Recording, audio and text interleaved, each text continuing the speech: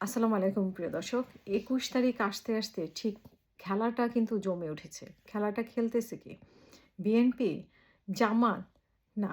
BNP, জামাত বা প্রশাসন, নির্বাচন কমিশন কেউই কিন্তু খেলতেছে না। খেলতেছে সরকার এবং খেলাচ্ছে কাকে দিয়ে? এনসিপিকে দিয়ে, জামাতকে দিয়ে, বিএনপিকে দিয়ে।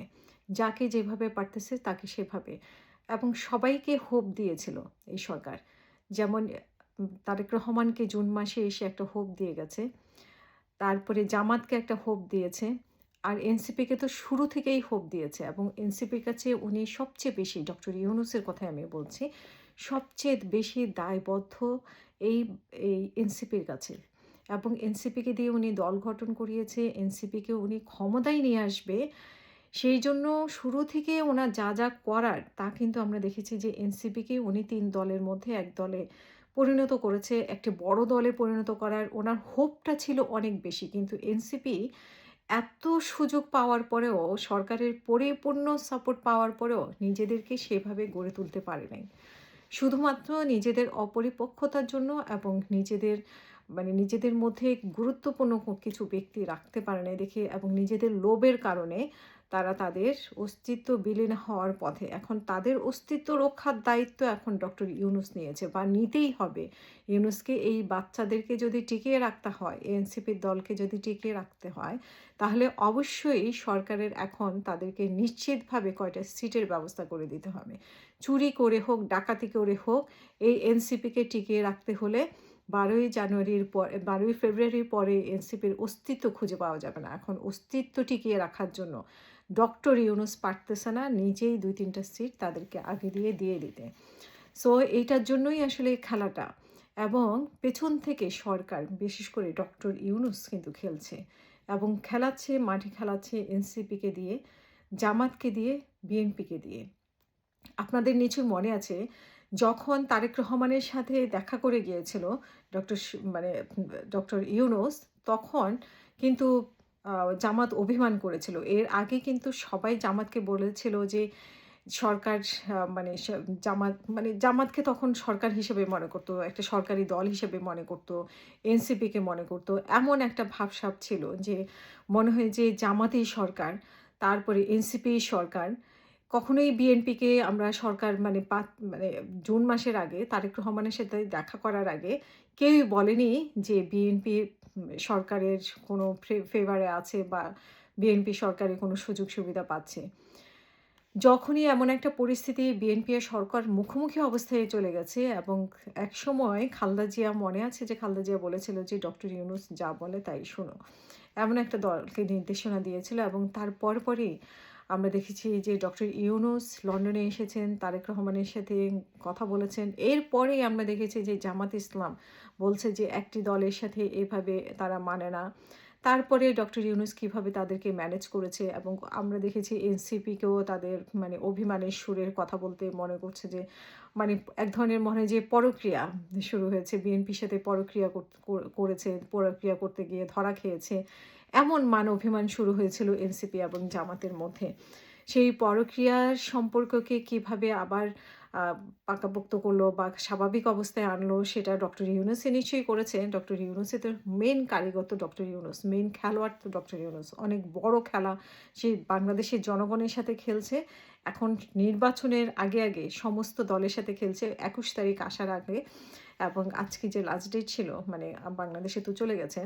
তো সেটা নিয়ে ইয়ে অনেক বড় একটা খেলা খেলছে এই ডক্টর ইউনূস। ডক্টর ইউনূস চাচ্ছে যে এনসিপির কিছু নেতাকে বিনা প্রতিদ্বন্দ্বিতায় তাদেরকে যাতে ক্ষমতায় আনতে পারে। কারণ তাদেরকে যদি ক্ষমতায় না আনতে পারে, তাহলে ১২ তারিখের পরে এই এনসিপির কি পরিণতি হবে? এই অস্তিত্বই থাকবে না এদের এবং এই ১২ তারিখের পরে আসলে এই সরকারের কতটা জবাবদিহিতার মধ্যে থাকতে হবে, আসতে হবে।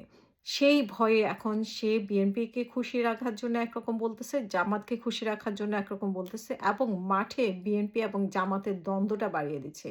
আর এনসিপিকে দিয়ে এই খেলাটা খেলতেছে যে নির্বাচন কমিশনকে হ্যান্ডেল করার জন্য এবং এই যে দ্বৈত নাগরিকত্ব, এই যে ঋণ খেলাপি কোথাও নির্বাচন কমিশন মেনে নিচ্ছে। আপনারা নিশ্চয়ই দেখেছেন চট্টগ্রামে ক্ষেত্রে এবং সেখানে বলা হয়েছে যে ঋণ যেন দিয়ে দেয়। ঠিক আছে? ব্যাংকের ঋণ যেন দিয়ে দেয়। সে প্রার্থিতার বৈধতা হলো অথচ হাসনাত আবদুল্লাহর এখানে এসে প্রার্থিতা অবৈধ হয়ে গেল, মানে বাতিল হয়ে গেল। হাসনাত আবদুল্লাহকে শুরু থেকেই, হাসনাত আবদুল্লাহ ভোটে জিতবে কি জিতবে না, হাসনাত আবদুল্লাহর মানে সক্ষমতা আছে কি নাই, সেটাও অনেক পরের কথা। সেটা নির্বাচনের পরের কথা। নির্বাচনের আগে আমরা এটা বিচার করতে পারি না যে হাসনাত আবদুল্লাহ যতই মানে বড়, বড় বক্তব্য দেখ না কেন, গা নাচায়া, চোখ নাচায়া, এগুলো দিয়ে আসলে ভোট কয়টা পেত সেটা সঠিক ভোটের মাধ্যমে আমরা বুঝতে পারতাম। এবং হাসনাত আবদুল্লাহ কথায়, কথায় কান্নায়, আবেগঘন কান্না।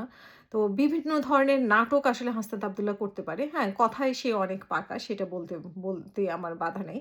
অনেক মানে নেতা থেকে সে অনেক ভালো কথা বলতে পারে। কিন্তু তার এক ধরনের নাটকীয়তা আছে তার মধ্যে। প্রচণ্ড নাটকীয়তা, প্রচণ্ড ইমোশনালি ব্ল্যাকমেইল এবং মানে আসলে মানে খুবই চতুর টাইপের একটা ছেলে।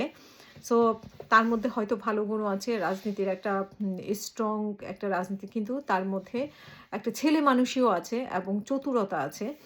সো সব মিলিয়ে হাসনাত আবদুল্লাহর সিটটা নিশ্চিত করানোর জন্য যেভাবে হোক এই বিএনপির নেতাকে থামাতেই হবে। মানে বিএনপি যে প্রার্থী মুন্সি, ওনাকে থামাতেই হবে এবং ওনাকে থামানো হয়েছে।